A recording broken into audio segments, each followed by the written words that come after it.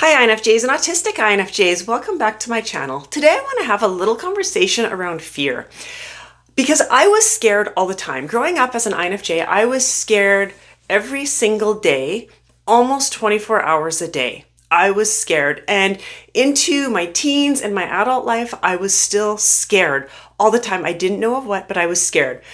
As a child, I was scared to go to school. I was scared when field trips would come up. Most kids are excited. I was terrified of them to the point where I would be sick in the morning because I was so scared.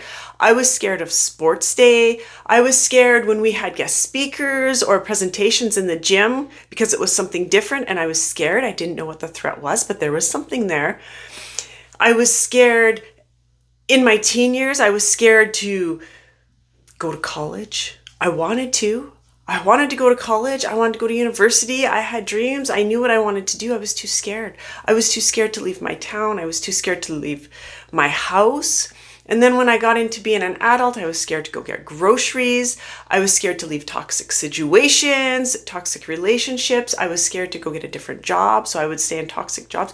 I was scared all the time to the point where it stopped me from everything. From pursuing my dreams, from leaving the toxic situations, from making decisions. I was so scared of making decisions that I would overthink it and stay indecisive to the point where I didn't have to make the decision anymore because the opportunity passed me by. I was so scared. It stopped me from enjoying life because I was scared all the time. And it wasn't until I understood an aspect about being an INFJ that things really started to turn around for me. I was able to grab hold of that fear and even extinguish a lot of it. And I think a lot of you will be able to relate to this. I'm going to share with you the aspect that I had to understand as an INFJ. And I know from past experience, when I talk about this one aspect, a lot of INFJs will nod their head and be like, yeah, I experienced this. And for me, it was a huge aha moment because I didn't know this was going on. So this is what we're going to talk about today. I think it will be interesting. And again, I think a lot of you will be able to relate to this. If you're new to my channel, welcome. I'm glad you found it. I hope you find it helpful if you're returning. I'm so glad you came back. Welcome back. I invite you to subscribe to my channel and like this video if you haven't yet. I would appreciate the support. If we haven't met, my name's Trina. I'm an INFJ and I'm also autistic. I created this channel with hopes of helping people like myself feel seen, heard, and understood and less alone, and a place to share resources. So please check out the resource section in the description of this video. I have some links up there that have helped me out, and I know they can help other INFJs as well. I also help INFJs and autistic INFJs heal self-love through coaching, classes, and community. All right, so before we get going, I want to mention registration for February's meet and greet is in the link of the description. There's 2 dates to accommodate 2 different time zones. Guys, this is my favorite event where we go. It's a virtual event. We meet for like an hour, hour and a half. And if you want to meet other INFJs and connect and have a lot of fun, share stories, and just be the true INFJ, you want to connect into this. This is by far my favorite event, and I have met so many amazing people. Check out the link in the description of this video. Again, there's 2 dates to accommodate different time zones. Also, my new class, I'm running it next week, I do believe, Healing Through Creation. I'm very excited about this. So healing can feel so tough for an INFJ. It can feel like such a hard path and we're repeating it and it's just so hard. This class gives you a simple freeing way to process emotions and find peace. No overthinking, just creating. It's going to be lots of fun. Again, it's casual. You don't have to be an artist. You don't have to have experience. You can just come and have fun. If you want more information, the link is in the description of this video. It is called Healing Through Creation. Okay, let's get into this. Whoops. I'm holding my little crystals because I like them. I've talked about them before and I just dropped one. All right. So the aspect that I had to understand, being scared all the time. Guys, can you relate to this? Are you scared all the time? You know there's a threat there, but you don't know what it is. People would ask me, my mom would be like, well, what are you scared of? She gets so frustrated with me, and I don't blame her. Being a mom now, I can see how frustrating it would be to see your child in that much fear and not knowing what to do about it, not knowing how to help them. So I do have sympathy for my mom because it would have been horrible. Anyway, what I learned that was like a huge aha moment for me was a dysregulated nervous system. You have probably heard about this. It's becoming quite popular across the web, the internet, social media, more or less. People talking about dysregulated nervous systems, and it is actually a thing. And what's interesting is pretty much all INFJs, actually, let's reverse that. Pretty much every empath. So empaths don't necessarily are just INFJs. There can be other empaths struggle with a dysregulated nervous system. Now, INFJs, especially autistic INFJs, will really struggle with this because we have an overactive introverted intuition, right? Our introverted intuition is a powerhouse. It's a powerhouse. So it's always scanning for patterns and predicting risks and overanalyzing. This will keep our nervous system on high alert, right? So it's going to keep our nervous system, I call it raw. That's what I always think of it. A dysregulated nervous system is like our nervous system is raw. It's always on high alert. We're always in that flight or fight response. We can't relax. And our introverted intuition, when it works on overtime and we're not aware that this is going on, because a lot of it is done at a subconscious level, it's keeping us on high alert. Now we add that with our extroverted feeling, which is another powerhouse, right? That's our sensitivity. So if you're a high sensitive, which a lot of INFJs, not all of us are, but a lot of us are, we're absorbing emotions constantly throughout our day. I mean, we can stay home all day and have the radio on or the TV on or scroll through social media. We're still absorbing emotions because we can absorb them through that as well. That's how sensitive we are. This leads to overload. Emotional overload, which again impacts our nervous system. Our perfectionism. INFJs and autistic INFJs, we are perfectionists, and it can cause us so much grief. Our perfectionism and overthinking we're always second guessing ourselves, or we tend to, pushing ourselves for those high expectations or putting too high expectations on ourselves, knowing that we can't meet them, but we're still going to do it because we're going to push ourselves to meet that, and we're doing ourselves a favor.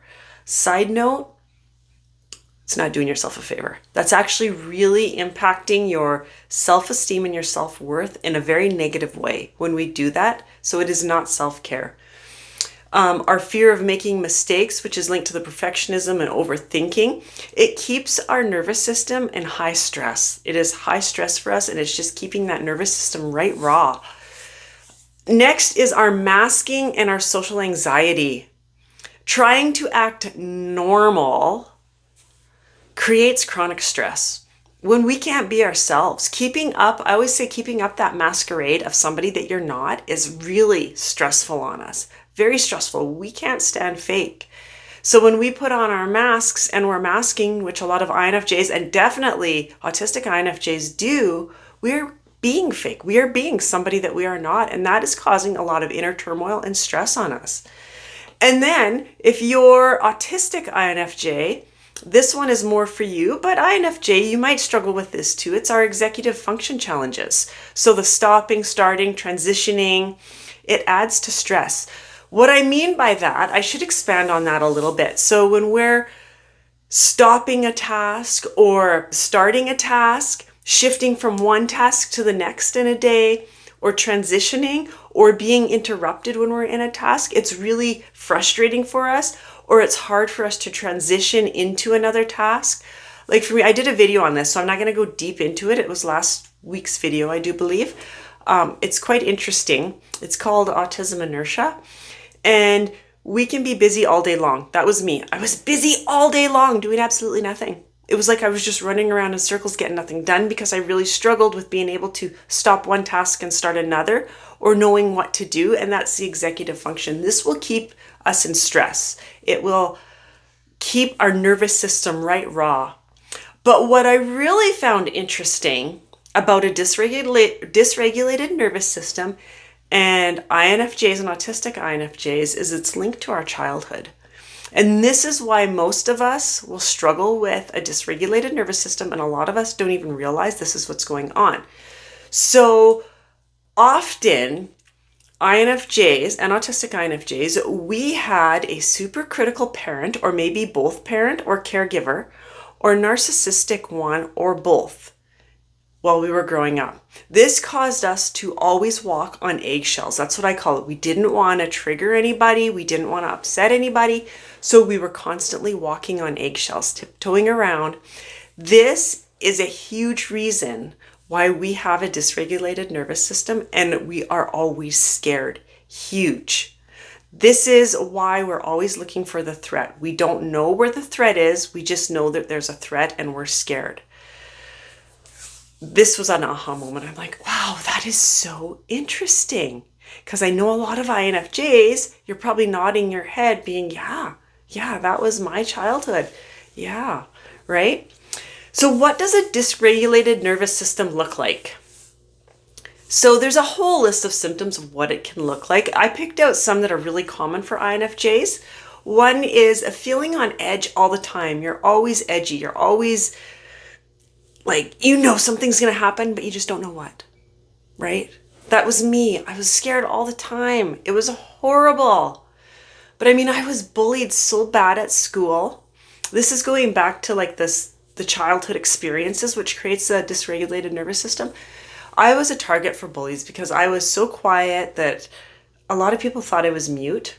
There's actually a term for it that I just recently learned through the INFJ meet and greet. A fellow INFJ told me what was going on, and it is actually a form of being mute, but it's like selective mutism or something like that. Anyway, that was completely off topic. I was bullied really bad.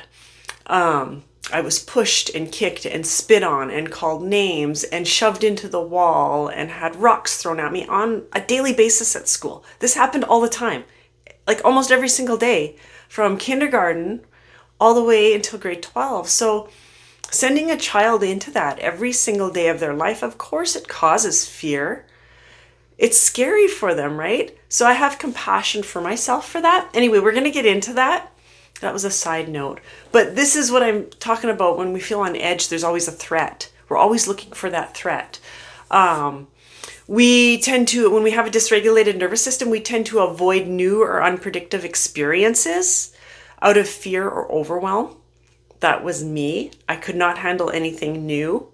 Now I welcome it. Do I get a little scared? Yes. Yes, I still do, but I know where it's coming from and I know everything's going to be okay. And instead of giving into that fear, I'm like, no, let's welcome this experience. Is it going to be scary? Maybe, but I'm going to have an experience and that's super cool. Another symptom of a dysregulated nervous system is feeling burnt out all the time. Can't relax, always feeling stuck in that flight or fight response. So what that feels like is tension, always tense. My fists were always closed tight to being white knuckled. My shoulders were always stressed. It's quite interesting. When I learned about this, I was told to set timers throughout the day and pull yourself out of your head into your body and say, hey body, what's going on? How are you feeling? So I would do this. And the most common time I would do this is when I was picking my son up from school and I would be waiting in my vehicle, all by myself. There was no threat around. It was just me and my vehicle. I usually had my dog with me because he went everywhere with me. And I would say, hey body, how am I feeling? And I would just do like a quick body scan and like every muscle was tense. Even my toes were curled up in my shoes, like tense, and my shoulders were up and I have like tight muscles and it would hurt and I'd have to relax. When I noticed I was doing this, that's when I started doing it lots throughout the day. And I couldn't believe that the majority of my day I was spent intense in that flight or fight. So of course I was always feeling on edge and not feeling very good, right? So it's interesting. Muscle tension, like I said, racing heart, shallow breathing, holding your breath. I did that. I held my breath all the time. I didn't even realize it. I think that I could scuba dive without oxygen because I can hold my breath for a really long time. And I didn't even know I was doing it until I started working on my nervous system. But that's a sign of it. Digestive issues, again, I experienced that. The restlessness, fidgeting, can't sit still. That's probably why I enjoy, well, some of why I enjoy holding like crystals or something in my hand, like the poppets. It's also stimming. Goes with the autism. I enjoy doing that too. I'm also a nail biter, nail picker. Not totally gross habit, I know, but I don't even know I'm doing it. Hypervigilance is another one. Brain fog. I didn't experience much of that until I hit my 40s. So I'm not really sure if it's dysregulated nervous system or just the age related, all that fun stuff when you hit your 40s. Frequent yawning. I do this. And I paid attention to it. I would start yawning even when I'm not tired. And I used to feel bad about it because I'm like, oh, people are going to think that I find them boring. It had nothing to do with finding anybody boring. It was my nervous system was like really, really raw. And I was in a situation, well, every situation at that time was like a big deal for me. And I would yawn. And it's related to the dysregulated nervous system. When I started working on my nervous system, I don't yawn near as much. So that was very interesting. And low motivation.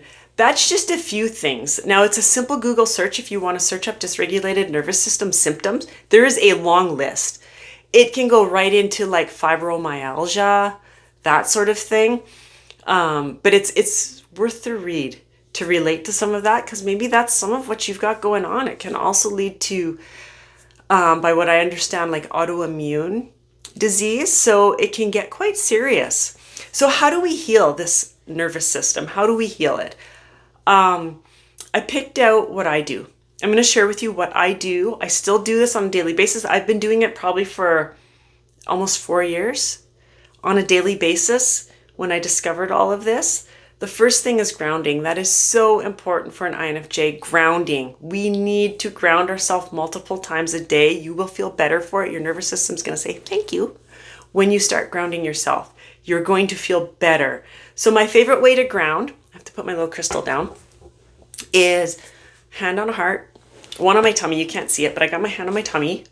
And I take some deep breath, box breathing. So whatever you like to do, there's 4, 4 and 4, or 6, 6 and 6. So you breathe in for 6, hold for 6, out for 6, whatever is comfortable for you. Or just breathe, deep breathe. Don't count if you don't want to. And I will say, if I'm really having trouble with my nervous system, then I will say, what do I smell? What do I see? What do I hear? What can I taste? What do I feel? Right? I go through all my senses and I name one thing that's going to match up to those senses. But my favorite thing, and this is from Mel Robbins, is I will put my hand on my heart, one on my tummy. I will breathe deep and I will say, I'm safe, I am loved, I am okay. Those are like magical words. And Mel Robbins taught it. It's not me. It's not my idea. She taught it, and I love following her, and I think you should follow her because she's amazing. It's like magical words she taught. They're like so magical. They help bring me right back into my body, calm everything down. I can feel my muscles relax. Sometimes I have to say it a couple times. I even say it with my youngest son because he struggles with anxiety, and we will do that, and it works so good. So I am loved, I am safe, I am all right. However you want to say it. If you want to start, I am safe, I am loved, I am okay. Whatever, say it. It works so good. Number 2, learning to recognize the feeling in the body when you're getting into that state is huge. When I recognize it right away now. And I just stop, and that's when I put my hand here. I keep my hand here all the time. Like, I put my hand here and I do some breathing and I recite. If it's really bad, I have to recite it out loud. But for the most part now, I can just do it inside my head. I'll just think about it inside my head, or sometimes just whisper it to myself. And then I'm okay. But recognizing it before it gets out of hand is key. And when you start paying attention and becoming mindful, you can recognize it starting right away. Because when we get out of that dysregulated nervous system and start to be able to relax, it feels so good. So when you start going back into that, you're like, oh no, I know that feeling. I don't want to go down that road. And we're going to relax. I don't want to be scared anymore. And the third thing is have self-compassion. Like I said before, I have so much compassion for myself because of my experience for what would it have been from grade 1 to 12. And then kindergarten, so like that's 13 years of every single day going to a place where I was not safe. I was hurt, I was humiliated, embarrassed, not just by my peers, by teachers. Teachers would embarrass me. They would humiliate me every single day. So I need to have compassion for that little person, of course, that played a number on me, right?